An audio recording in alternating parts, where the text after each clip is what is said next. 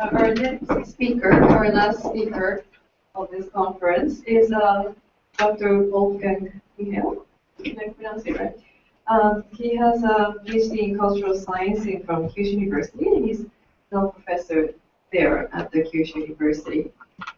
He has published books on the history of Euro-Asian culture exchange between Europe and Japan. Dutch studies, which is Lagaku, and Western studies, Yogaku. Thank you. First, I would like to express my gratitude for the invitation for this stimulating conference. We have had a lot of heavenly things today about angels, cosmology, and so on. My paper is much more down to earth. I would have enjoyed to elaborate on a Japanese book printed in the Christian century, preferably one dealing with medical matters, Western medical matters, for example, discussions about concepts of health and disease or body concepts and so on. But as you may know, in contrast to the later Edo era, Japanese source materials relating to Western medicine during the Christian century are very, very scarce and fragmentary, partly due to the oppression of Christianity in Japan since the 1580s, partly due to the very nature of those early medical interactions. And I was advised to give a general outline, so I'm going to describe selected major events and a few topics while sorting out some misunderstandings induced by previous publications. How do I do this? Okay. Although the Japanese used to call the Portuguese and Spaniards by a less than flattering name Southern Barbarians, Nambanji, they certainly respected their weapons, their skills in astronomy, navigation, shipbuilding, and other fields of knowledge. This did not necessarily include medicine. During the 16th century, Japanese internal medicine, as the main part in Japanese Hondo of medical art, was about to leave the realm of Buddhist temples that had been pillars of healthcare for centuries. Pioneers such as Tashiro Sanki and Manase Dosan started to adapt Chinese doctrines to Japanese conditions, Hokujo, paving the way for an independent development. These teachings, being more systematic and comprehensive than ever before, attached great importance to observation and experience. Manase also paid great attention to the values, attitudes, and conduct of medical professionals. Most of his 57 rules would have been accepted by his European colleagues as well. This was the beginning of an elaborated and flexible indigenous Japanese medicine that did not crumble easily after the increased influx of modern Western medical writings since the 18th century. Japanese surgery too showed remarkable changes. The hegemonial fights that were raging since mid-15th century had led to the birth of a Japanese field surgery specializing in what was called metal wounds, kinso. Moreover, like in Europe, the arrival of guns on the battlefields caused problems for which ancient writings did not offer any solution, thus forcing Japanese surgeons to develop new treatment methods. In a country racked by civil wars, there was no dearth of orphans, of ill and wounded people, not to forget the straying lepers and Lazars who had been driven out of their communities. It is not by chance that these problems caught the attention of the missionaries setting foot on Japanese soil since 1549. Only 8 years after Francisco Javier's arrival in Kamoshima, an orphanage, and shortly afterwards a hospital was built in Funai, present-day Oita, by the Jesuit brother Luis de Almeida under the protection of Lord Otomosori. This was not at all part of a long-term strategy, but rather a circumstantial event closely linked to Almeida's personal history. Like many Portuguese physicians of his time, he was a so-called new Christian with a Jewish background. After 2 years of training at the famous Royal Hospital of All Saints in Lisbon, he obtained a surgical license and then made a small fortune as a trader in East Asia before entering the Jesuit order in Japan in 1555. Many authors praise his hospital as the starting point of Western medicine in Japan. In reality, it was a place where Western surgery and Sino-Japanese internal medicine coexisted. For a few years, Jesuit letters testified to the popularity of this institution, where, as Baltasar Gago put it in 1559, the body was treated with powders, ointments, and cautery, and the soul with prayers. Luis de Almeida, who took care of the surgical ward, soon requested the dispatch of qualified European professionals to Japan in order to train local quasi-officiers, end quote. This was not due to any kind of superiority of Western medicine, but simply a measure to alleviate the shortage of baptized Japanese professionals. And nobody among his Jesuit brothers was of much help in this respect. The constitution of the Jesuit order required novices to serve for 1 month in a hospital, but explicitly prohibited any study or teaching of medicine. Moreover, since the 12th century, the Church abhorred the bloody business of surgery. In some regions of Germany, such as Würzburg, clergymen were even not allowed to be present when surgical treatment was administered. Luis de Almeida was an exceptionally rare case of a qualified surgeon who happened to join the Jesuit order later in his life. As a non-clerical brother, he enjoyed more freedom than a priest would have, at least for a while. In 1561, he was assigned other tasks. Nevertheless, for about 2 decades, the hospital, then run by a Japanese Brotherhood of Misericordia, took care of patients, including lepers and lepers. Japanese patients and physicians did not accept everything Westerners proposed. In a short treatise on the differences between Europe and Japan, Father Louis Royce stated in 1585 that the Japanese would not accept urine diagnosis, phlebotomy, enema, and cautery. This kind of selective reception is understandable given the physiological background of Japanese medicine.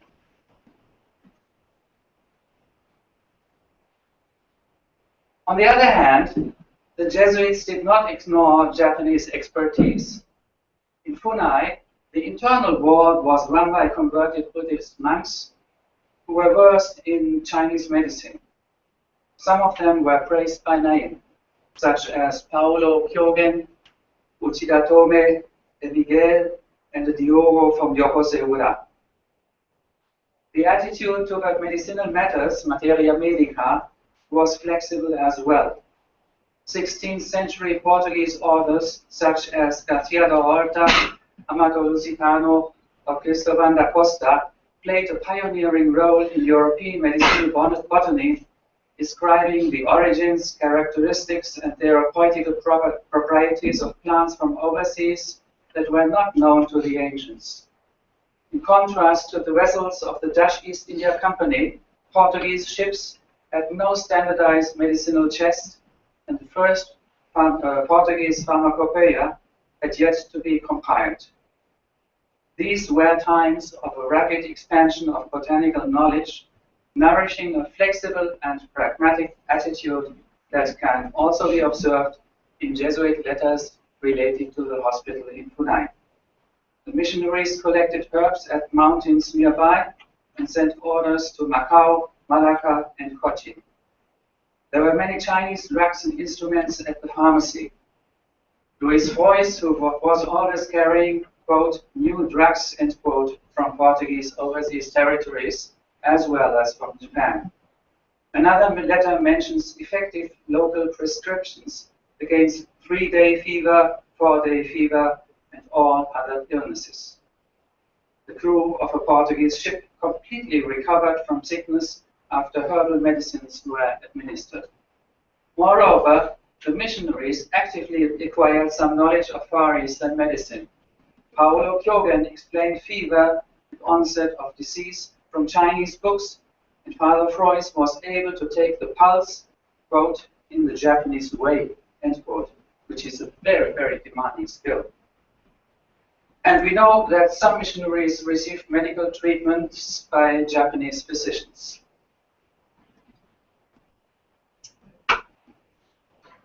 As a Latin, Portuguese, Japanese dictionary printed by the Jesuit press in 1595 shows, there were intensive discussions going on between missionaries and their Japanese brothers about the translation of medical terms. Their interest in medical terminology can also be observed in a Japanese-Portuguese dictionary, which was printed 8 years later in Nagasaki. This was a completely new dictionary. It contains a tremendous number of Japanese herbs and drugs, names of diseases, body parts and anatomical expressions, names of medical instruments, and even terms related to veterinary medicine. Some of the about 50 entries related to acupuncture and moxibustion explain highly specialized needling techniques and treatment points. For many decades to follow, all information on acupuncture and moxibustion came to Europe from Japan, not from China. Medical interaction between Europe and Japan in the 16th century was by no means one-sided. There was no fixed teacher-student relationship, nor a victory parade or some kind of Renaissance medicine overwhelming the backward Eastern counterpart. While Japanese medicine was leaving Buddhist circles, Western medicine arrived in a religious context. We should not ignore the numerous episodes in Jesuit letters reporting miraculous recoveries through prayers and holy water. The fate of the Jesuit churches, schools, and nursing homes in Japan was short-lived. From the 1580s on, the mission ran into trouble everywhere. The hospital in Funai was destroyed by troops from the domain of Satsuma in 1587. In 1589, the Jesuit vice-provincial Gaspar Coelho sent a letter to the Superior General of the Order deploring that there were, quote, no physicians and no drugs. Nobody knows how to perform phlebotomy. 3 friars have already died of illness from the burden of persecution, end quote. 2 years later, Father Juan Rodriguez, who fell ill in Kyoto, had to travel as far as 700 kilometers back to Nagasaki for his treatment. In 1620, the last nursing home, Casa da Misericordia, run by Japanese Brotherhood in Nagasaki, was destroyed. Spanish Franciscans, Dominicans, and Augustinian friars who arrived in Japan since about 1590 gained some respect because of their humility and their vow of poverty. Their orders attached great importance to works of charity, especially among lasers and lepers, but nothing is known about the medical aspects of these endeavors. Among the notable events is the forced deportation of 130 Japanese Christian lepers to the Philippines in order to deter the Spaniards from sending more missionaries to Japan. When their ship reached Manila Bay in May 1632, Governor General Juan Niño de Tabora decided to accommodate their doubly persecuted brothers because it would be unchristian and contrary to faith to turn them back. Due to the changeable and since the 1580s increasingly difficult situation of foreign and native Christians, the conditions for medical interaction were deteriorating rapidly. In the wake of the destruction of Almeida's hospital, it is hardly conceivable that a group of Japanese professionals could have existed that underwent a Western-style technical training, possessed and handed down a common canon of problem-solving approaches. And it is certainly not by chance that traces of the southern barbarians did not appear in Japanese medical books until the early 17th century. The anthology of Everything for the Outside, which dates from 1619, is considered the oldest book of Southern Bavarian style surgery. But 3 plasters of a rather dubious provenance, washing wounds with alcohol and a quarter iron, goes to show that even after second decades, a medical author such as Yamamoto Gensen knew almost nothing about Western surgery. Nevertheless, a few things can be found in manuscripts going back to 17th century writings.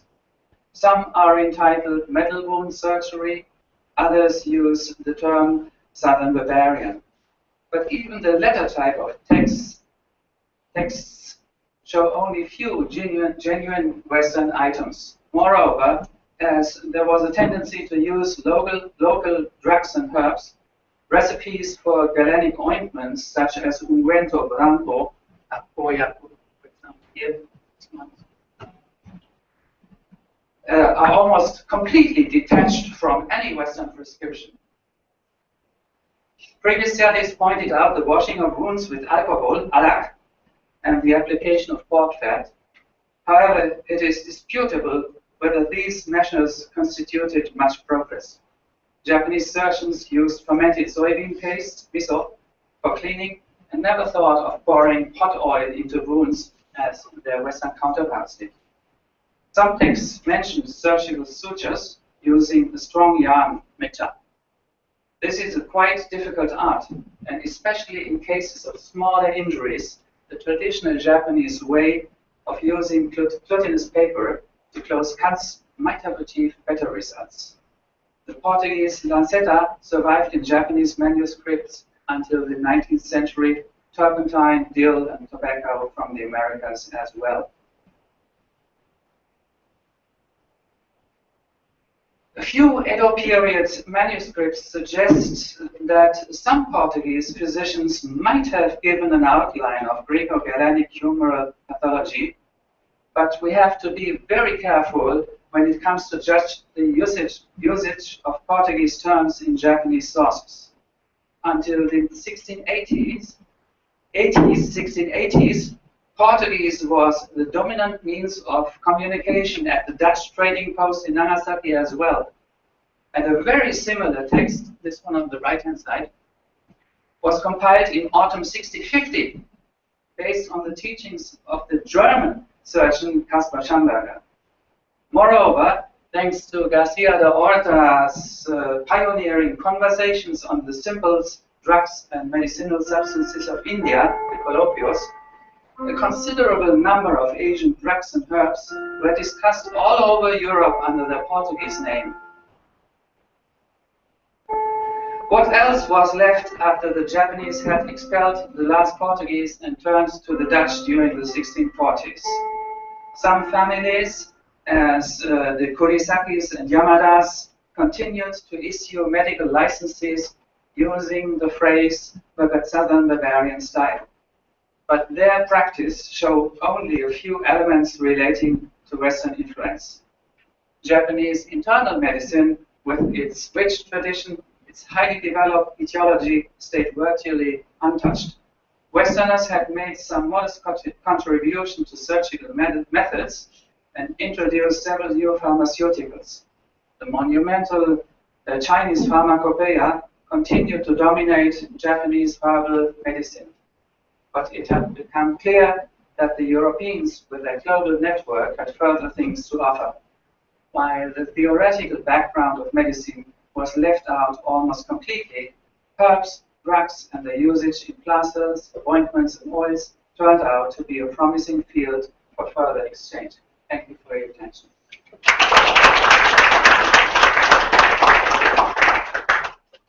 Thank you very much for the insightful presentation.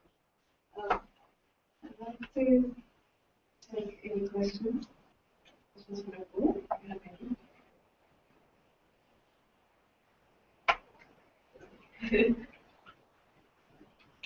I have 2 questions. A quick one, just a terminology. I've never heard the term laser before. My pronunciation is L-A-C-A-R. Yeah, no idea what it is. I know what a leper is. Yeah, it's not leprosy. It's a kind of you have what is called in Japanese aremono and things like that. Someone got mistranslation.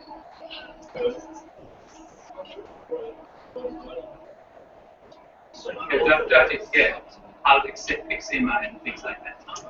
Yeah. That's where the name Lazarus comes from. Yeah. And so they call their hospital institutions laser houses. And I was also wondering if there's a celestial dimension to this medicine related to Galen's critical days and fevers, stuff like that. It's not. It cannot be. The problem is it cannot. They may have taught about these things, but it cannot be observed in Japanese documents.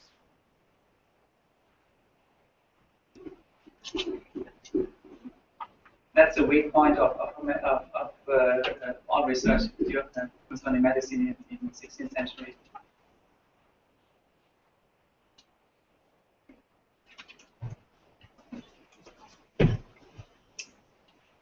I'm sorry, but it's my pure fantasy. Have you ever found any trace of Paracelsian medicine? No. No. Unfortunately, not in this area. Okay. Yeah. If you turn to the 18th century, everything changes. Mm-hmm. But not through. Not in during the Christian century. Thank you very much.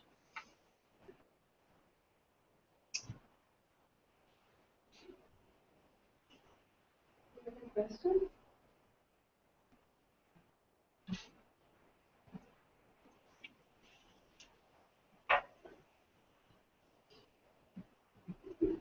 I have a very brief question. Was there any strategic intention to make hospitals in Japan? Not by the Jesuit order, as I pointed out in my third or fourth slide, I think. That just happens because Galmeda had a lot of money and he was an educated surgeon, and he saw the problems in the area of Funai and decided to build an orphanage in a hospital. But there was a lot of comments on his activities from the early days on. The Jesuits didn't like it, and a few years later he was ordered to go to Yokohama and other places in Kyushu to do other things. And in 1620, I think,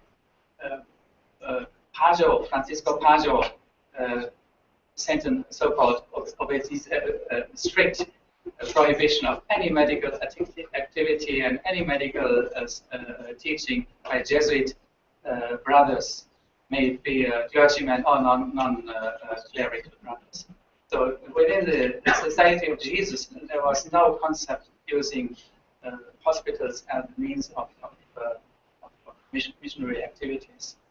It is different when it comes to Augustinians and Franciscans.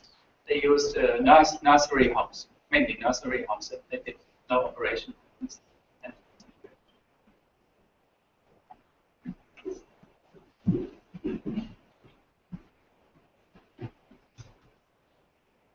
My question is, it sometimes happen to me the Western medical ideas in the what we call Christian editions, like Kirishitama, and most of them are very fragmentary. But I would think that kind of information plays some role in the evangelical activity in Japan. And for example, some Jesuits wanted to make Japanese doctor to a Christian, and such knowledge could be used, I imagine. But how do you say? They had already had Japanese doctors in their hospital, converted monks, educated in Chinese medicine, highly qualified converted monks, which knew much more about internal medicine than the Europeans. So in Funai, everything relating to internal problems was sent to the Japanese colleagues. And even more, the Europeans themselves went to Japanese. For example, Figueiredo went to Manase Dosan in Kyoto, and there are many other European missionaries who received Japanese treatment methods. And then you, for example, Flores knew how to take the pulse. You know how much time it takes to learn the Japanese pulse theory. It's very demanding. And there are some letters who even point out that Japanese physicians teach them about Chinese medicine using Chinese books. And in Almeida's officina, in his pharmacy, there are Chinese drugs and medicaments. And they order further drugs from Macau and from Cochin. So there's no, you see, nowadays if we talk about Eastern and Western medicine, we tend to construct a kind of antagonism between incompatible systems. And they may be incompatible, but it didn't, in those times, the effects were much more important. If it helps, it helps. So it doesn't play a great role whether there are some inconsistencies on the theoretical level. And the Japanese did so, and the Europeans too.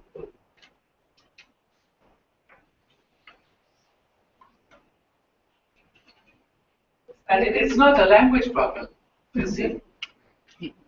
In Dutch-Japanese intercultural relations, the language problem is a very great problem. They have to use Japanese interpreters, and you never know how they did their job when it came to medicine.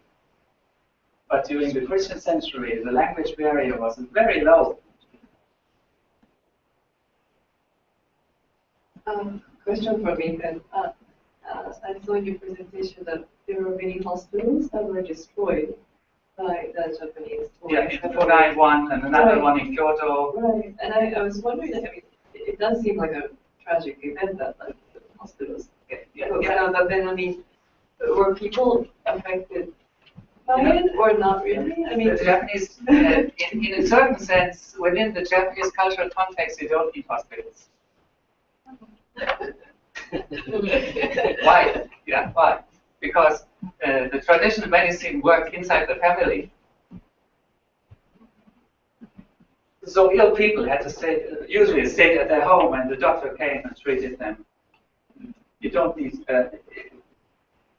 Nowadays, medicine is very complicated, so you need special institutions with machines and all kinds of services. But in those days, it was sufficient to get a treatment by a skilled physician at home.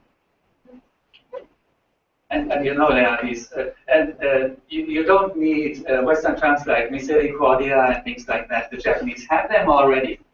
From the Buddhists, you have jinin, ninjo, and these things. They have already these things.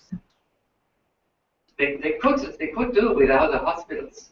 The hospitals were, the nursery homes were of great help when it comes to the lepers and the lazars or lasers, or how to pronounce it, because these people were driven out of their communities, straying around in the countryside without any help, and that was a field where the mission could have some effect. But these people were not very much accepted within the Japanese society, though the missionary effect was very low. Somebody today told us that missionaries at an early stage switched their efforts, concentrated their efforts on the Japanese elite and not on the ordinary people. And for example, one critic relating to the hospital in Funai within the Society of Jesus was that almost all patients were only ordinary people, no noblemen. There was a great problem for them. They needed noblemen. So the hospital disappeared, and there was no effect, any effect on Japanese events during the 17th century or so. The next stage, when hospitals arrived at the Japanese stage where the 19th century or so, at the end of the Edo period, where things have changed greatly. Some of them for soldiers, for example, because on the battlefield you need some local help within an institutionalized framework. Oh, thank you very much.